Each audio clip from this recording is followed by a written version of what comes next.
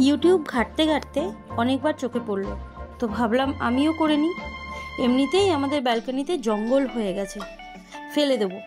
তাছাড়া পয়সা খরচা করে তো আর কিনতে লাগছে না। তো লঙ্কাগুলোকে ভালো করে কুচি করে কেটে নিলাম। আর এইটা কি পাতা বলো তো?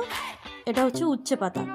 ভালো করে ঝিরিঝিরি করে কেটে নিয়ে তার মধ্যে বেসন, চালের গুঁড়ি, লবণ, গুঁড়ো লঙ্কা, হলুদ, কালো জিরে, সামান্য বেকিং সোডা সব কিছু পরিমাণ মতো ভালো করে দিয়ে পেস্ট করে নিলাম।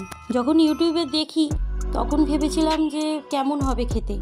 সত্যি কথা বলতে এই উচ্ছে পাতার বড়া আমি জীবনে প্রথম আমি খেলাম। আমার মা অনেকবার বলতো যে উচ্ছে পাতার বড়াটা খেয়ে দেখ, খুবই ভালো লাগে খেতে। আমিই ভেবেছিলাম যে কেমন হবে, উচ্ছে এমনি খাই, বাট উচ্ছে পাতার বড়া, ও মাই গড। যাই হোক, আমি এখানে একটু আমচুর পাউডারও দিয়ে দিয়েছিলাম, তো ভালো হয়েছিল খেতে। পাতার যে তিক্ত ভাবটা সেটা পুরো নষ্ট হয়ে গেছিলো। তারপর চামচে করে গরম তেলে একে একে বড়ার মতো শেপ দিয়ে ভেজে তুলে নিয়েছিলাম।